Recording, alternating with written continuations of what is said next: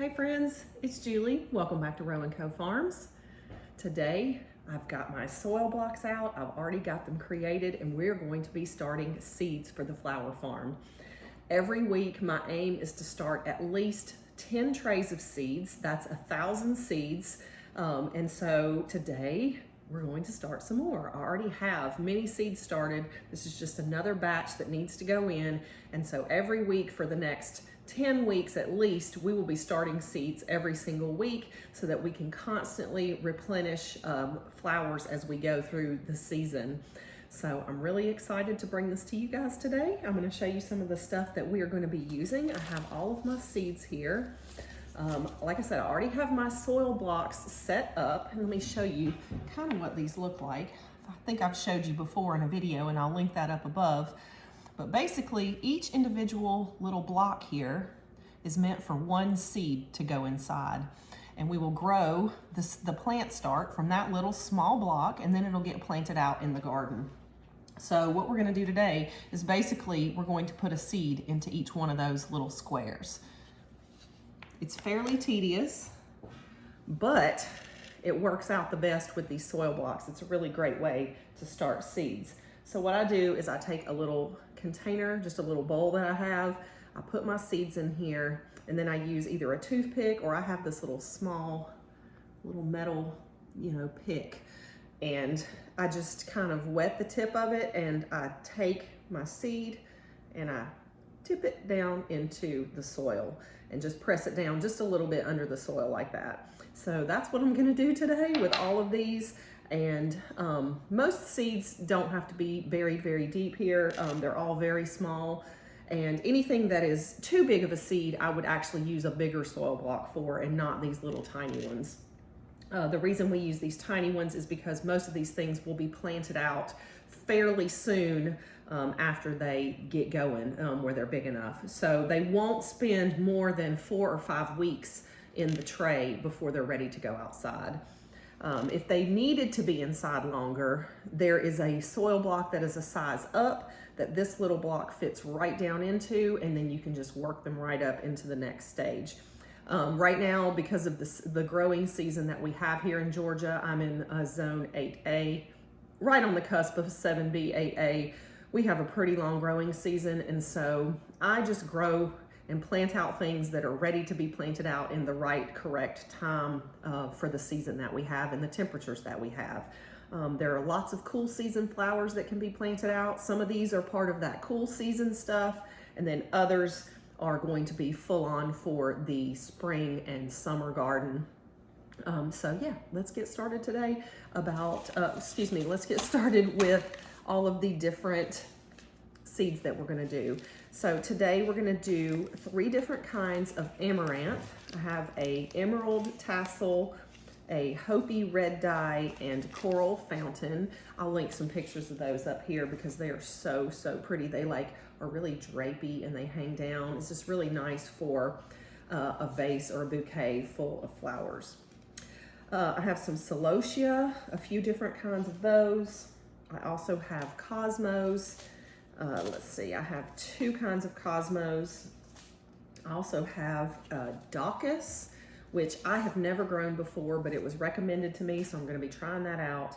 And then I have, there's some more cosmos. So 3 different kinds of cosmos. And then I have a baby's breath and a catnip that I'm gonna start. Next week, I'll start a whole bunch of herbs too that will be filler flowers. All right, guys, let's get started. We'll just pick one of these and see what we need to do. So this is catnip. Okay, I have quite a few seeds in here. I'll show you guys what they look like. And I just pour them in. There we go. Let's see, I need to turn my camera down so you guys can see.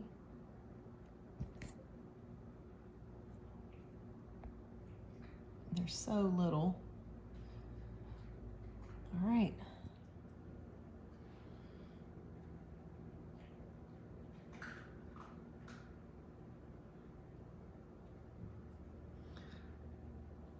So this process is pretty tedious,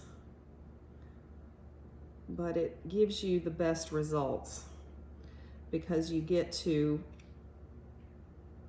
see the germination rate from each type of seed. You can tell exactly which ones had good germination and which ones didn't.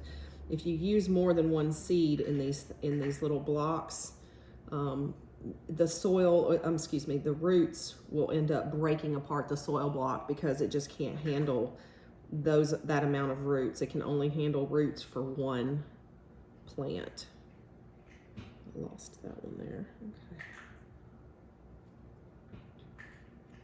And I just use the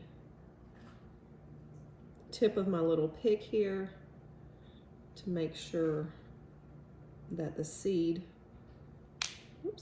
goes right underneath the soil surface and gets covered just slightly.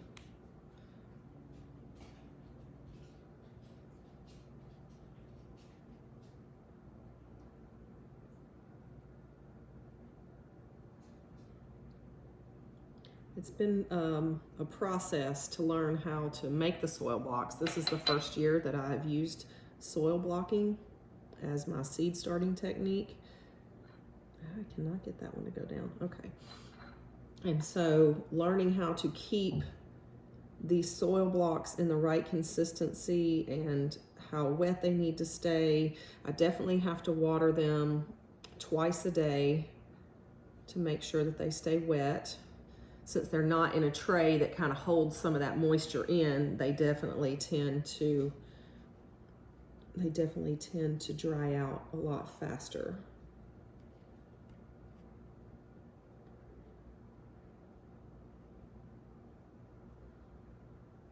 So as you can see, this is definitely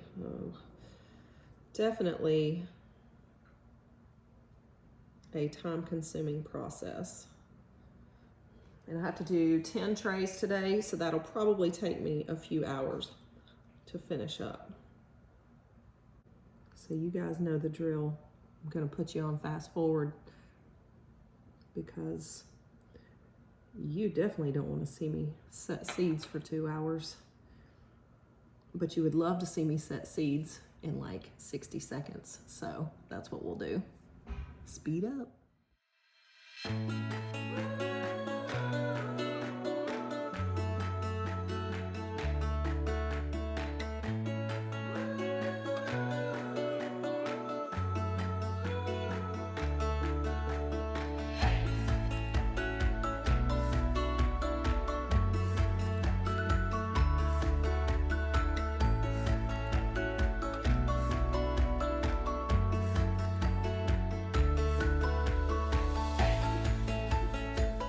Well, we finished the first round, guys. We've got 6 trays done. I'm gonna grab the last few trays and we'll finish those up.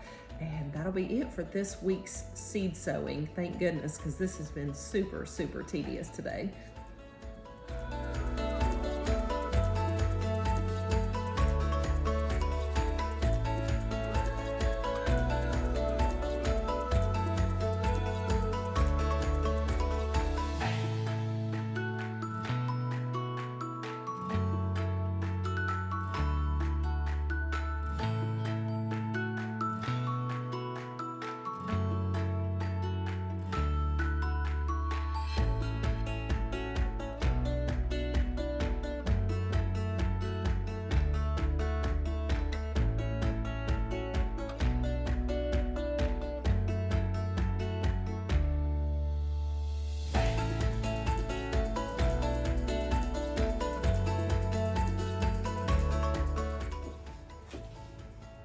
Guys, so there is 10, I think maybe 11 trays. 1, 2, 3, 4, 5, 6, 7, 8, 11. So we started 11 trays of seeds today, and you can see where all of our other little seeds are getting going here, and we had great germination in some of these trays. A few were not as great, but this is the start of the flower farm, and it's just a great, great start to the season. Some of the varieties I'm growing are up top. Those are snapdragons. This is Rudbeckia, but it did not germinate well, so I may have to do that again. Back here is more snapdragons. This is feverfew. These here are straw flowers. And moving down, this is poppies and dill. Poppies are on that end, dill down here. This is gomphrena. This one, I did not have good germination here. This is snapdragons, and you can see where there's just very few.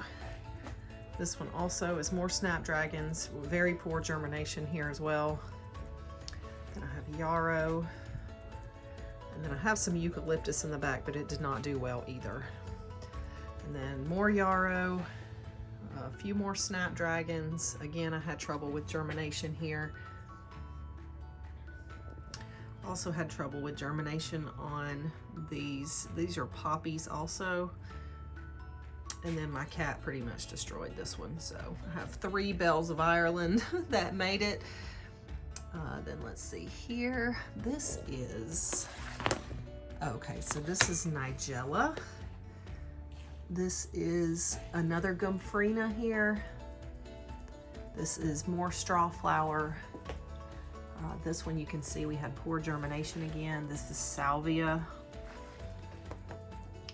And this one is status. And this one got smashed by my cat a few times. She's laid on it. Get, no. And you can see she just smashed a whole nother tray back there. My cat, I'm gonna have to do something. Problem is her litter box is right here, so she comes in here all the time. Great. Okay, so this is all the stuff we just sowed. So we gotta wait at least a week before we'll see much germination happening there. So what the cat just messed up was another another tray of straw flowers, and this is also another tray of straw flowers. And then this is gomphrena again, and I've just not had good germination with this stuff. It's very spotty. Alrighty.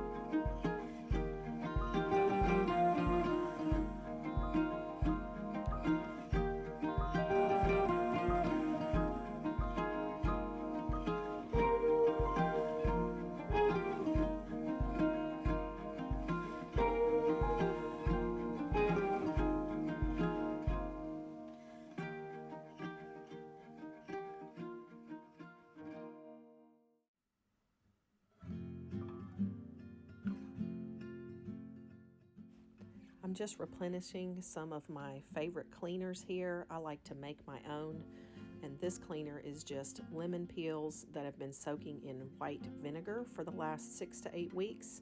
And now I'm just straining off the vinegar, and I'm gonna add that into my little spray bottle with some warm water, and then I'll use that to help clean my counters and other hard surfaces.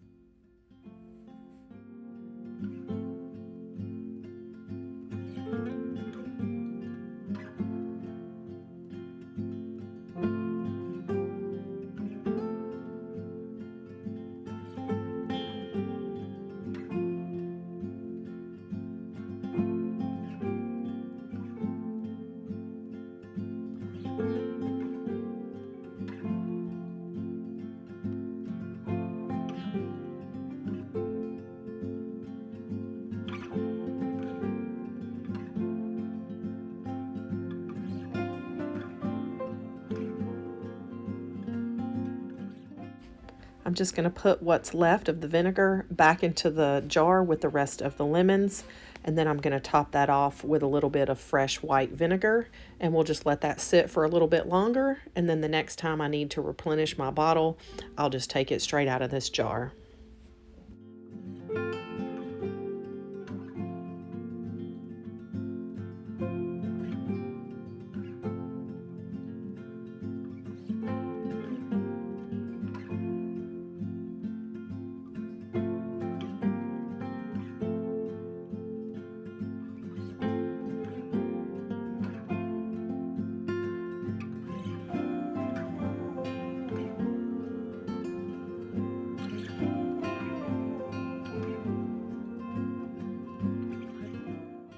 One of my other favorite things to do is to make my own foaming hand soap. It's just an easy combination of a little squirt of castile soap and then your favorite essential oils. I use about 10 drops. I'm using lemon and lime here for a nice fresh kitchen scent. Now just fill the rest of your bottle with a little bit of water.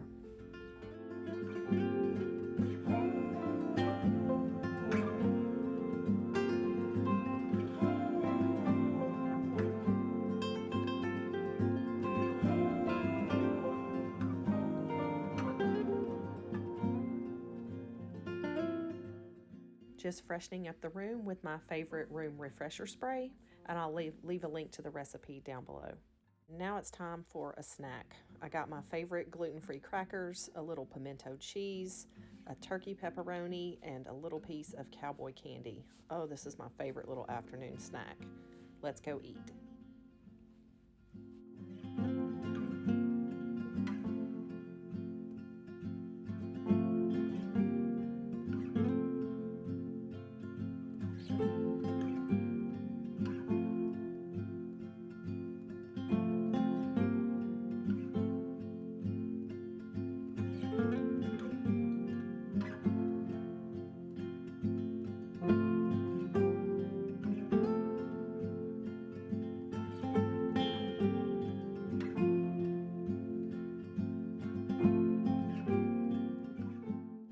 I spent the rest of the afternoon filming a video for you guys about unboxing my brand new pressure canner. I'm so excited to bring this to you, so look for it in an upcoming video.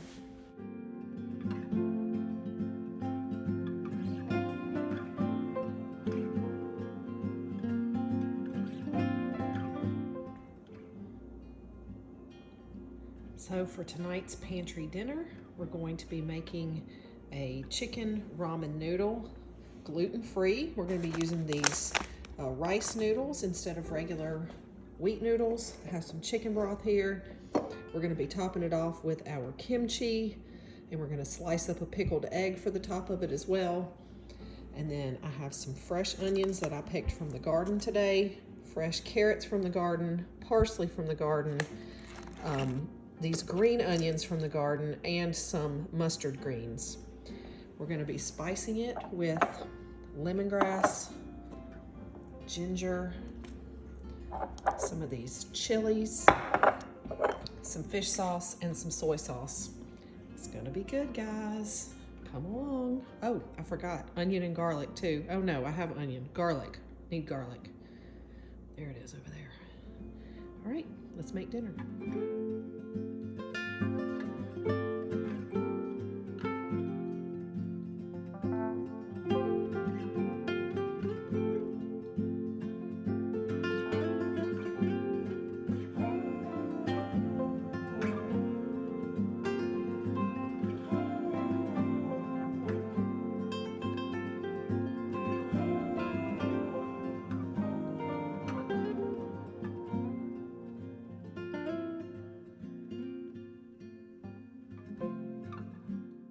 We had a really delicious dinner, as you can see here.